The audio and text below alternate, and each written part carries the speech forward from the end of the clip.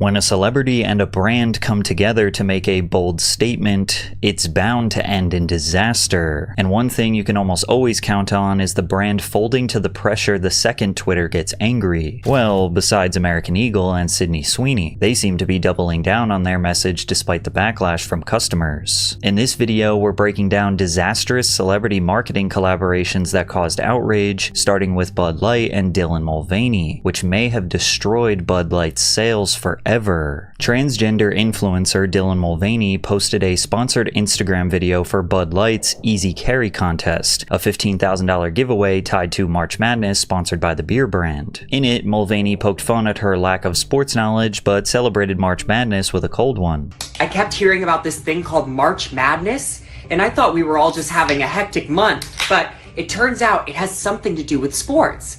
And I'm not sure exactly which sport, but either way, it's a cause to celebrate.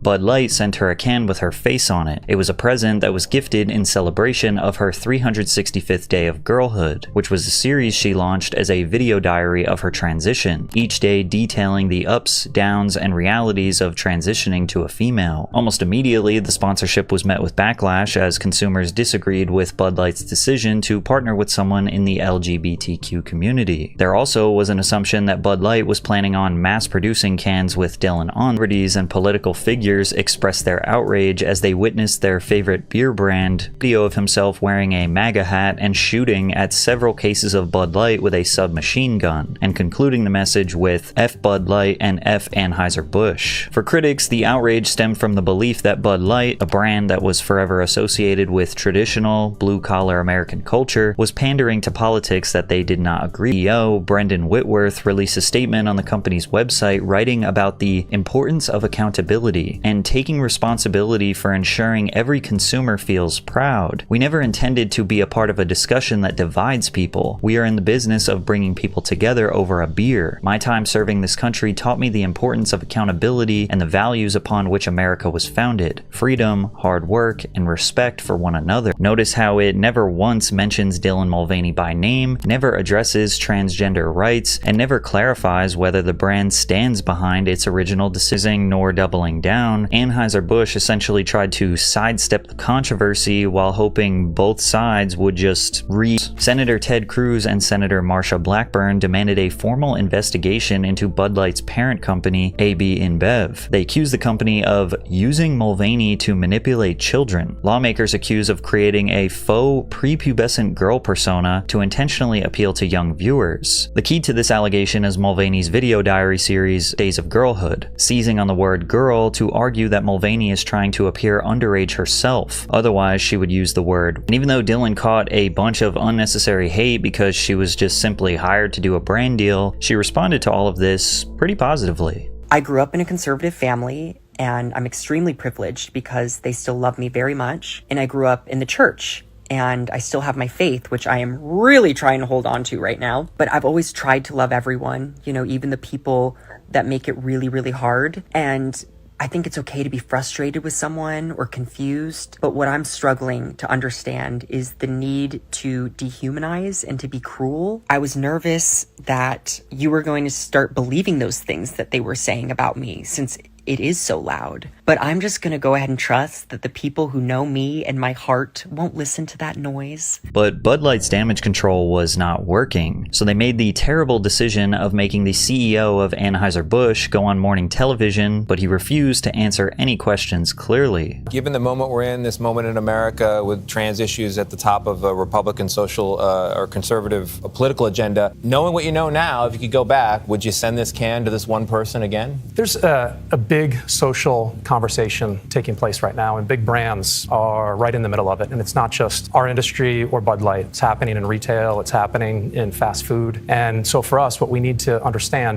deeply understand and appreciate is the consumer and what they want, what they care about, and what they expect from big. Either stand behind Dylan Mulvaney or back away from the campaign, Bud Light managed to piss off both sides. Conservatives felt the brand had gone woke and was dodging accountability, while supporters of Mulvaney and the LGBTQ community saw the silence as cowardice, not doubling down on their decision to work with her in the first place. Because of this, Bud Light lost its title as the best-selling beer in the US, overtaken by rival Modelo. Its sales plummeted by 10% in spring of 2023 and up to 29% decline year over year by early 2024. Executives involved in the campaign took leaves of absence or stepped down from their positions. They tried to desperately bounce back by collaborating with comedian Shane Gillis and pop star Post Malone, two celebrities that don't exactly identify as right-wing, but clearly Bud Light thinks they appeal to the target demographic that they felt they had lost. In other words, Bud Light was trying to course correct by platforming figures that were perceived as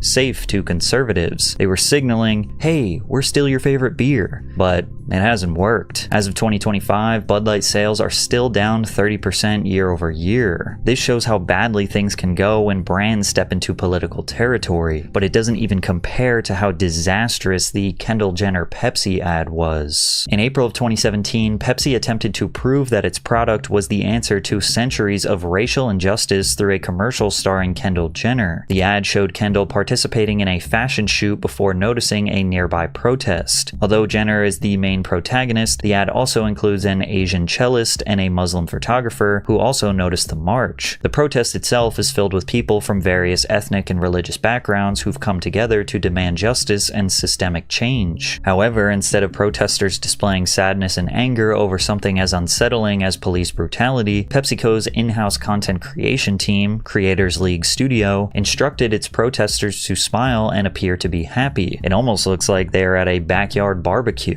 This ditches her photo shoot to join in on the protest. She walks past a bowl of Pepsi submerged in ice, grabbing one before walking towards several white police officers standing in a line formation. Jenner nonchalantly approaches an officer and hands him a can of Pepsi almost as a peace offering. The crowd goes wild and even the officer takes a sip and celebrates with a smile. It's hard to interpret this commercial as anything other than Pepsi suggesting that centuries of systemic injustice and violent clashes between police and protesters could all be solved with a cold soda. And as you can imagine, outrage erupted online. Brandwatch reported a staggering 21,000% increase in Pepsi's social media mentions, with most of those being negative. A Twitter user named Antonio Gobeo posted a picture of a black person yelling in apparent anguish as their hair is aggressively pulled by a police officer. The caption reads, "Kendall, please, give him a Pepsi." Testers into a fun party where systemic injustice could be solved with a soda. The most powerful response came from Bernice King, daughter of the legendary civil rights activist Martin Luther King Jr. Bernice posted a picture of her father peacefully protesting while being assaulted by police officers with the sarcastic caption, "If only Daddy would have known about the power of #Pepsi." Others shifted criticism from Pepsi to Kendall Jenner, pointing out how a wealthy white woman born and raised in a mansion in Beverly Hills couldn't be more detached from the realities of racial injustice. Pepsi unintentionally positioning Kendall as the white savior, as well as her not having a history of being a social activist, couldn't have been worse for her image. And while Pepsi never outright claimed, "We ended racism," the police officer accepting Kendall's Pepsi before gesturing to his partner, "It's not too bad," heavily implied that their product could be the solution to such a complex issue. The ad would be pulled by the company one day after its release, along with an apology. Pepsi was trying to project a global message of unity, peace, and understanding. "Clearly we missed the mark, and we apologize. We did not intend to make light of any serious issue. We are removing the content and halting any further rollout. We also apologize for putting Kendall Jenner in this position." Additionally, it was discovered that 6 people in key positions for the ad's creative team were all white. To critics, this ad was the product of a team that lacked the very perspectives the ad was trying to portray, when it was much easier to reduce serious struggles to shallow symbolism. In an interesting move, Pepsi continued to clarify glorify and defend Jenner. TMZ reported that Kendall had no involvement in the creative process and that she took on the project with no knowledge of the marketing vision. She admittedly knew about the storyline when she got the script, but by then things were already a done deal. But this just caused even more backlash because many wondered why it was necessary. She got Keeping Up with the Kardashians. Kendall burst into tears expressing remorse. The fact that I would offend other people or hurt other people was definitely not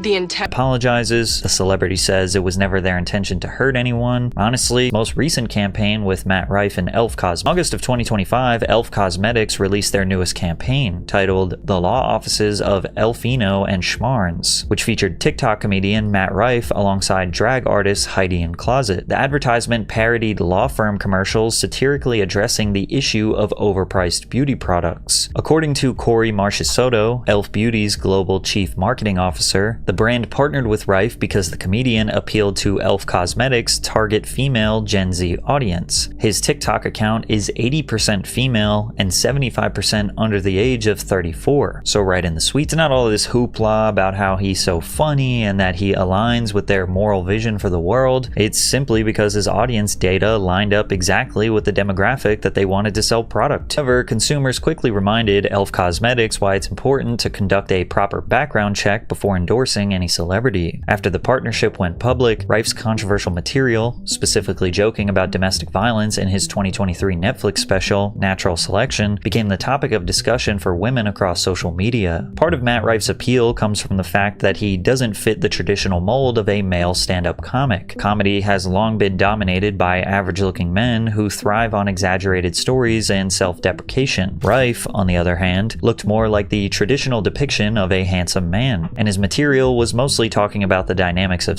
and relationships. He would often deliver his jokes using this flamboyant, sassy tone that feels more like discussing juicy gossip with your girl best friend. Babe, come on. Are you serious? Him? You're worried about him? Matt embraced his heartthrob comic persona and understood that he could gain a niche, diehard fan base if he appealed specifically to women. However, Matt forgot that because of his gender, he had little room for error. During his 2023 Netflix special Natural Selection, Rife got a little too comfortable and made an insensitive joke that reminded his audience he's still just a man. At the very beginning of the special, Rife told a joke about him and his friend that were greeted by a waitress with a black eye. His friend says, "Yeah, I feel bad for her, man. I feel like they should put her in the kitchen or something where nobody has to see her face." Rife replied, "Yeah, but I feel like if she could cook, she wouldn't have that black eye." He added, "I figure we start the show with domestic violence. The rest of the show should be pretty smooth sailing after that." His joke ruffled feathers because he made light of a serious issue that plagues his main demographic. According to the CDC's National Intimate Partner and Violence Survey, approximately 41% of women in the US have experienced contact sexual violence, physical violence, or stalking by an intimate partner at some point in their lifetime. Elf Cosmetics says on their Elf Cares site that ELF stands for Empowering Legendary Females while also simultaneously hiring someone who makes light of DV. Beauty influencer Nikki Tutorials also spoke out. "You lost me. Matt Rife, out of all people? So disappointed." However, ELF interestingly claimed that they never anticipated any backlash. There's a big gap between our intention and how this missed the mark for some people. We always aim to deliver positivity, and this one didn't. So we find ourselves in a position where, quite honestly, that doesn't feel good for us. ELF later made a statement addressing the situation. "You know us. We're always listening, and we've heard you." The campaign aimed to humorously spotlight beauty and justice. "We understand we missed the mark with people we care about in our ELF community. While Elfino and Schmarns closes today, we'll continue to make the case against overpriced beauty." Makes that clearer than American Eagle's unwavering support for Sydney Sweeney. In July of 2025, American Eagle debuted a fall denim campaign starring pop star Sydney Sweeney. The slogan that accompanied the campaign read, "Sydney Sweeney has great genes." On American Eagle's Instagram, Sweeney stands in front of a poster of herself titled, "Sydney Sweeney has great genes," before the word genes as in genetics is crossed out and replaced with jeans as in pants. The neutral reaction to this message was that the brand was just highlighting that she was a conventionally attractive woman, therefore she has good genes. However, a more extreme interpretation erupted after another video was released regarding the campaign. Genes are passed down from parents to offspring, often determining traits like hair color, personality, and even eye color. My genes are blue. Sydney Sweeney has great genes. Some critics interpreted this ad as American Eagle promoting eugenics, white supremacy, and Nazi propaganda. Sydney Sweeney campaign is exactly the reason why we need DE&I in every corporation. Because what happens when you have a bunch of white folk who all look and think the same? Those Sydney Sweeney American Eagle ads are weird.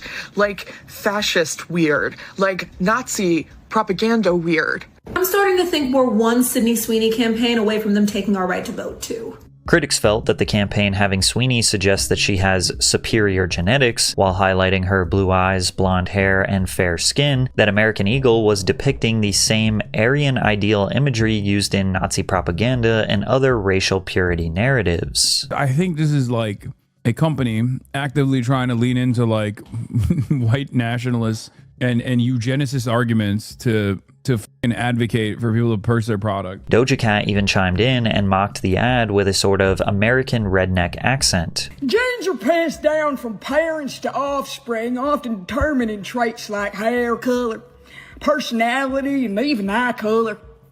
My genes are blue. Even Vice President J.D. Vance joined in to share his opinion. The lesson they have apparently taken. To the ad, AE's chief marketing officer, Craig Bromers, told trade media outlets that it included clever, even provocative language, and was definitely going to push buttons. Essentially, they knew they were rage baiting. However, polling data collected by The Economist and YouGov found that only 12% of Americans found the ad offensive. The poll also revealed that 39% of respondents said the ad was clever. Meanwhile, 40% said it was neither offensive nor clever, which is data that just backed up what I said before, that nobody really cares about this. But if you were to check Twitter, you have millions and millions of people talking about it, so they care enough to talk about it on social media, but that's pretty much it. And while this ad generated significant buzz for the retailer, it ultimately failed to boost real-world sales. Initially, the campaign prompted a 60% jump in American Eagle website visits, signaling strong online engagement. However, the brand failed to see any meaningful increase in market share or sales. Retail analytics firm Pass By revealed a 3.9% drop in store visits in the first week after the campaign launch, following a further 9% decline the following week. However, American Eagle wasn't the first company to use this great genes double entendre, but the first time it was used will genuinely make you feel disgusted. In 1980, Calvin Klein threw a Hail Mary when the brand featured Brooke Shields in a television ad where she says the famous tagline, "You want to know what comes between me and my Calvins? Nothing." The campaign also included a commercial in which Shields used wordplay involving genes and genes. Genes are fundamental in determining the characteristics of an individual and passing on these characteristics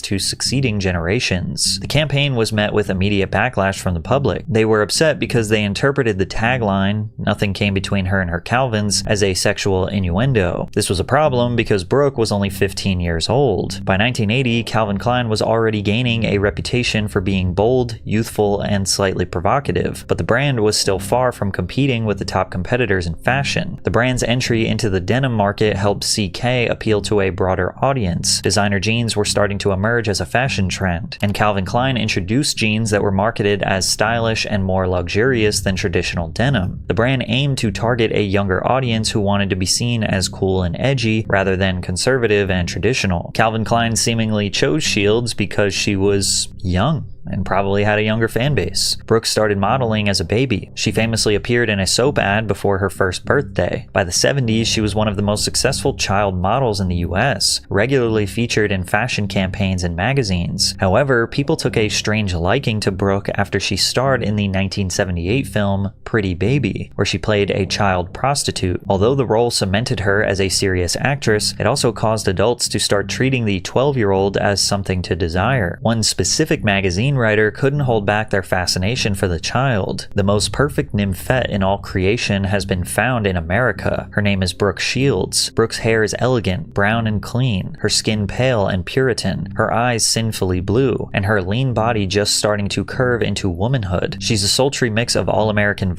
and horror. She's the hottest new young thing in movies since a smoldering preteen named Elizabeth Taylor stiffened up Louis Meyer cigar. She is only 12 years old and destined to be the symbol of 1984. That was actually written and published The release of Pretty Baby coincided with her modeling career, where Shields was starting to appear in provocative ad campaigns. Calvin Klein wanted to participate in the trend, but noticeably crossed the line. Shields appeared in their campaign wearing some tightly fitted jeans and her blouse unbuttoned, purposely done to expose the teenager's midsection. It was attention-grabbing, but perceived to not be too much. After the campaign came out, Brooke wasn't prepared for the extreme backlash that ensued. She said, "I was away when they came out, and then I started hearing that the commercials were being banned. The paparazzi would scream at me and my mother. How could you? It just struck me as ridiculous." As a child, Brooke couldn't interpret these innuendos being fed to her by the predatory adults around her. "I didn't think it was about underwear or sexual in nature. I was naive." Despite the backlash and the campaign being banned from major US TV networks like CBS and ABC, Calvin Klein saw a huge boost in sales. According to The Economist, the ad helped sell 400,000 pairs of jeans in the week following the commercial launch and generated about $12.5 million in royalties